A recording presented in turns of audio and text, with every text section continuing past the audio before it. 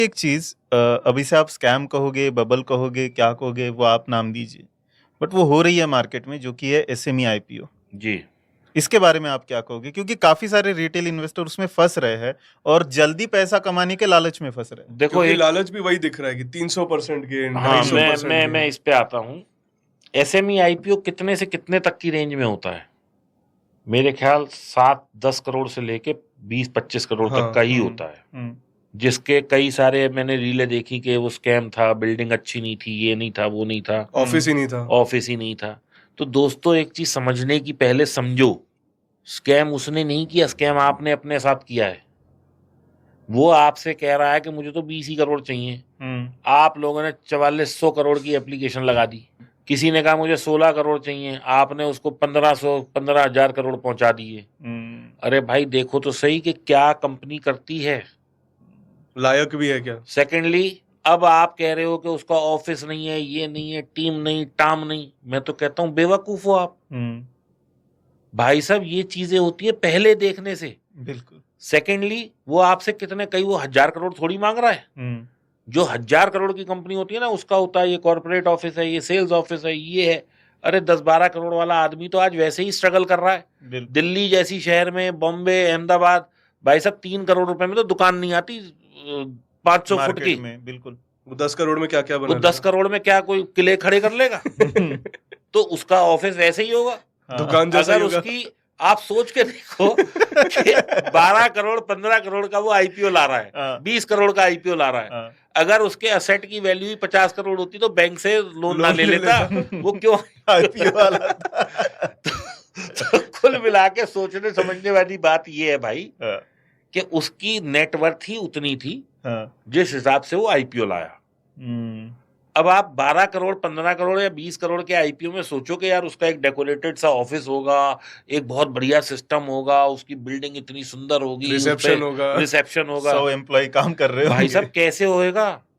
उसकी टर्नओवर कितनी है? 12 करोड़ के आईपीओ में 15 करोड़ की तो उसकी, या 25-30 करोड़ की तो टर्नओवर ही है। हर हाँ। कोई 30 भी मामूली करोड़ की बिजनेसमैन टर्नओवर कर वाला ले। आदमी स्ट्रगल कर रहा होता है बिजनेस में। हाँ। आप देखो इसकी बैक कैलकुलेशन समझ लो। हुँ, अगर किसी की 30 करोड़ की टर्नओवर है तो वो हुँ, क्या कमा रहा होगा? मुश्किल से मुश्किल 10% भी कमा रहा हो तो 3 करोड़ हो गए साल के। हुँ, 3 करोड़ में मतलब 30 लाख या 25 लाख रुपए मोटा माटी महीने के कमा रहा है। हुँ, हुँ, 25 लाख में वो अपने घर भी ले जा रहा है, स्टाफ में सैलरी भी बांट रहा है, प्रोडक्ट भी बेच रहा है, सब कुछ कर रहा है। क्या बच रहा है उसको? 2-5 लाख तो मुश्किल से बच रहे हैं। उसमें वो आपके लिए ऑफिस भी बना ले क्योंकि उसे आईपीओ लाना है। आईपीओ की भी उसने अगर 15 करोड़ लाया तो 1-1.5-2 करोड़, 10-20% तो उसने वो फीस दी होगी। जान ही ले लो भाई। तो जान ही ले आपको लो। समझना पड़ेगा कि कंपनी करती क्या है, क्या इसका प्रोडक्ट प्रोफाइल है, क्या। अब वो आईपीओ आ गया, सब हो गया, अब आप उसके ढोल बजा रहे हो कि ये तो ऐसी थी वैसी थी, सेबी ने। अरे सबने अपना काम बिल्कुल सही किया था, आपने ही नहीं किया था सही काम। हुँ, जब वो 15 करोड़ मांग रहा है, हम सब मिलके, हमारी लालच है ना, फिर वही ग्रीड आ गई बीच में कि बिल्कुल। इसका तो 6 गुना हो जाएगा। हुँ, ये तो शॉर्टकट से मनी बना देगा। बस। उसी के चक्कर में फँसे हुए हैं सारे लोग। लोगों की उम्मीद है कि कंपनी अगर लिस्ट हो रही है ना, मतलब उनके दिमाग में रहती है कि इमेज रिलायंस जैसा ऐसा बड़ी बिल्डिंग होगी, उसकी लाखों एम्प्लॉयज आ रहे जा रहे होंगे, ये सीईओ होगा, सीएफओ होगा। जितने लोग इन्वेस्ट कर रहे हैं ना हाँ, और पैसा खो रहे हैं, उनमें से किसी से भी पूछ लो कि तुमने इसका रेड हियरिंग प्रोस्पेक्टस पढ़ा था? इसका रिस्क वो क्या प्रोफाइल, होता है भाई साहब? रिस्क प्रोफाइल पढ़ा था? वो वो जो क्या बारीक होता बारीक है? अक्षर में लिखा आता है वो पढ़ा था? ये दो चीजें हमने पता है कब एक्सपीरियंस करी? एलआईसी का जब आईपीओ आया था, उसके रेड हेरिंग प्रोस्पेक्टस में उन्होंने क्लियरली एक लाइन लिखी थी कि हम गवर्नमेंट एंटिटी हैं, हमारा मेन एम शेयर होल्डर्स के प्रॉफिट्स नहीं है, हमारा मेन एम होगा गवर्नमेंट की पॉलिसीज को फॉलो करना। ये उन्होंने क्लियरली लिखा है और जो सच बात है। हम ये चीज बार बार हाईलाइट कर रहे थे एलआईसी के आईपीओ से पहले कि ये एक उन्होंने क्लियर बोला है, आप देख लो। लोग बोलते हैं नहीं, लिस्टिंग गेन बताओ क्या होगा, ये इसका क्या करें हम। ऐसा सेम पेटीएम के में था। पेटीएम के रेड हेरिंग प्रोस्पेक्टस में एक क्लियर उन्होंने लाइन लिखी थी, हम प्रॉफिटेबल नहीं है। क्या हम कभी प्रॉफिटेबल हो पाएंगे ये भी हमारा कोई तय नहीं है और ना ही हमें दिखता है अभी। ये क्लियर कंपनी बोल रही है, फिर आप क्या उम्मीद कर रहे हो? उसके बाद कहते हैं पेटीएम ने पैसा डुबा दिया, एलआईसी ने पैसा डुबा दिया। देखो भाई साहब, सबसे बड़ी बात है, पहले आप आज देखो, गिवन अ चॉइस, हम एक ऐसा एग्जाम्पल ले लेते हैं। व्यापारी नंबर 1 ये इसकी टर्नओवर है 1000 करोड़ की, लेकिन 20 करोड़ का लॉस है। व्यापारी नंबर 2, इसकी टर्नओवर है 100 करोड़ की, लेकिन ये 50 लाख घर ले जाता है। बिल्कुल। व्यापारी नंबर 3, इसकी टर्नओवर ही कुल 2 करोड़ की है, लेकिन ये 2 करोड़ में से 35 लाख घर ले जाता है। अब ये 1000 करोड़ है, ये 100 करोड़ है और ये 2 करोड़ है। आप किसके साथ जाओगे? मैं तो थर्ड वाले के साथ जाऊंगा। थर्ड के साथ जाओगे ना। बिल्कुल। तो जब पेटीएम लोग ले रहे थे, मामा अर्थ ले रहे थे, ये ले रहे थे, वो ले रहे थे, इन लोगों ने ये नहीं समझा कि पैसे की यूटिलाइजेशन क्या होनी है। ये पैसा डेट रिकवरी में वो डेट उसमें रीपेमेंट में जाएगा, असेट मैनेजमेंट में जाएगा, कैपेक्स में जाएगा, लॉस रिकवरी में जाएगा, किस में जाएगा? या जो बड़े लोग बैठे हुए हैं पहले से, उनको एग्जिट देने में और जाएगा। फाउंडर अपना शेयर बेच रहा है। बस। तो ये सब चीजें बहुत समझने की हैं। इसीलिए कहते हैं पैसा कमाना बहुत मुश्किल काम है, और इस धंधे में तो पैसा कमाना सबसे ज्यादा मुश्किल है, क्योंकि हमें ये नहीं पता कि उस कंपनी की प्रोफाइल क्या है। आप और यही शाणे लोग, यही सब लोग जो आज कंप्लेंट कर रहे हैं कि मेरा 25% डाउन है और 30% डाउन है और 5% डाउन है। मैं पिछले 1 साल से चिल्ला चिल्ला के अपनी रीलों में कह रहा हूं कि भाई साहब मार्केट बहुत हाई हो रही है, मार्केट बहुत तेज लग रही है, 5 साल 4 साल से कोई करेक्शन नहीं आया। अब मुझे लगता है कि ये रुकेगी, या यहाँ से 20-25% की हम करेक्शन देखेंगे। उन्हें नहीं सुनाई आया, क्योंकि उन्हें तो कोई एक फेक आदमी ने आके बोल दिया कि यहाँ से ये वाला शेयर 300% बढ़ेगा, और वो उस पर कूद गए। इसके अलावा क्या इन सब ने कभी कोशिश की कि हम ये भी जान ले कंपनी करती क्या है? बिल्कुल। प्रोडक्ट की डिमांड कितनी ईयर ऑन ईयर बेसिस पे बढ़ रही है, पीई कितना है, मार्केट पीई कितना है, हिस्टोरिक पीई कितना है, पीईजी कितना है, प्रॉफिट ग्रोथ कितनी है, profit growth vis to sale कितनी है, पिछले 3 क्वार्टर का प्रॉफिट क्या है?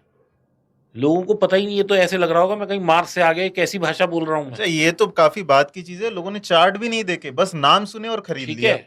सेकेंडली, यही वो लोग हैं जो अभी कहीं जाएंगे ठेल पे, स्ट्रीट पे, और अगर सेब खरीद रहे होंगे तो वो 250 वाला सोचेंगे कि 230 रुपए में मिल जाए, तो या मैं 200 रुपए में यहाँ 50 रुपए बचा लूं। और एक एक पीस का पूरा फॉरेंसिक हाँ। इंस्पेक्शन करेंगे। तो जहां, और सबसे बड़ी बात, आदमी 10-10 रुपए बचाता है, 2 लाख रुपए का लॉस ले लेता है। ये आप मेरी बात नोट कर लो। लॉस हमेशा वो करोड़ों का ले लेगा, और लेकिन कंजूसी वो 10-10, 20-20 रुपए में दिखाएगा। बिल्कुल सही बात। जबकि असली बचत यहाँ होनी चाहिए। एग्जैक्टली। तो दीपक जी, जैसे अभी हमने बात करी कि मार्केट के अंदर पिछले कुछ सालों में लोगों ने सिर्फ रैली देखी है, और ऐसी रैली देखी है कि उनको लगता ही नहीं कि शायद पैसा डाला तो लॉस भी हो सकता है। तो इस चक्कर में जैसा हमने डेटा देखा, आपने भी बताया 26,000 करोड़ की एसआईपी आनी स्टार्ट हो चुकी है। और एसआईपी के साथ जो मैंने एक पर्सनली नोटिस किया अपने दोस्तों में, फैमिली में, कि वो ये तो बोल रहे हैं कि म्यूचुअल फंड में पैसा डाला है, बट साथ ही साथ जब उनसे पूछो किस म्यूचुअल फंड में डाला, अरे भाई पिछले साल का रिटर्न देखा, इस म्यूचुअल फंड में 60% आया था, इसमें डाल दिया। तो ये म्यूचुअल फंड को लेकर के भी जो एक बबल बोले या क्रेज बोल सकते हैं कि म्यूचुअल फंड में पैसा डालो, म्यूचुअल फंड में पैसा वहां डालो, से भी ज्यादा हम इनकम निकालें, ज्यादा से ज्यादा इनकम निकालें, और उसमें भी शॉर्ट टर्म थिंकिंग की ये नहीं देखा कि कौन सा म्यूचुअल फंड है, जिसने पिछले 1 साल में रिटर्न दिया उसमें डाल दिया। इस पे क्या व्यू है आपका? देखो, हमें ना थोड़ा सा एक चीज को समझना पड़ेगा। एक बेंचमार्क है निफ्टी, ये मेरे ख्याल से 1990 में शुरू हुआ था, if I am not mistaken. लगभग हाँ। 90 से लेके 2020 तक ये आया 12,000। 90 से लेके 2020 तक आया 12,000। फिर आ गया कोविड, 12,000 से गया 7,500 तक, सर्किट जब नीचे लग गया। अब 7,500 से हम आ गए 25,000। कितना बढ़ गया पिछले 5 साल में? 3.5 गुना से 3.5 गुना। 3 भी नहीं, 3.5x हो गया। ठीक है। तो लोगों को ये समझना पड़ेगा कि what is the fair and real value. अगर ये जिस स्पीड से 5 साल में बढ़ा है, आने वाले 20-25 साल में तो ये आसमान फाड़ के निकल जाएगा ऊपर। But people have to understand कि इसने 30 साल लगाए 12,000 आने में, और अगले 12,000 ये आ गया 5 साल में। और अगर मैं 7.5 से 25-26,000 गिनूं तो ये चल गया ऑलमोस्ट 20,000 पॉइंट 5 साल में। कि ये ग्रोथ रियलिस्टिक नहीं है, सस्टेनेबल नहीं है। कहीं ना कहीं ये फॉल आना है, और फॉल आना जरूरी है। ऐसा कभी भी नहीं होगा कि मार्केट बस एक ऐसे वर्टिकल चलता जाएगा, नहीं चलेगा ऐसे वर्टिकल। करेक्शंस आएंगे और हैवी करेक्शन आएंगे, टाइम करेक्शन आएंगे। टाइम करेक्शन का मतलब होता है लोगों ने टाइम करेक्शन तो देखा ही नहीं है। मैंने वो टाइम भी देखा है कि पूरे दिन में निफ्टी केवल 20 पॉइंट 30 पॉइंट मूव करती थी। रिलायंस का शेयर 842 पे खड़ा है तो कई कई दिनों 842 से 845 नहीं होता था। बिल्कुल। आज जो हम इतनी ज्यादा मूवमेंट देख रहे हैं, फ्लक्चुएशंस देख रहे हैं, पीपल हैव टू अंडरस्टैंड कि मार्केट ऐसे नहीं चलता है। मार्केट स्लो डाउन भी होएगा। सेकेंडली, अब मैं इसका दूसरा एग्जांपल लेता हूं, इसको हम थोड़ा सा रिलेट करते हैं रियल स्टेट से। आज आप नोएडा में बैठे हो, आज से 5 साल पहले यह ₹1,00,000 मीटर का रेट था, आज ₹3,00,000 मीटर का रेट है। अब आपको अगर जमीन लेनी है तो आप लोगे? आप कहोगे यार बहुत बढ़ गया, अब बहुत तो बढ़ भाई गया। इससे बेटर है थोड़ा सा हम आगे ले लेंगे, थोड़ा दूर ले ले।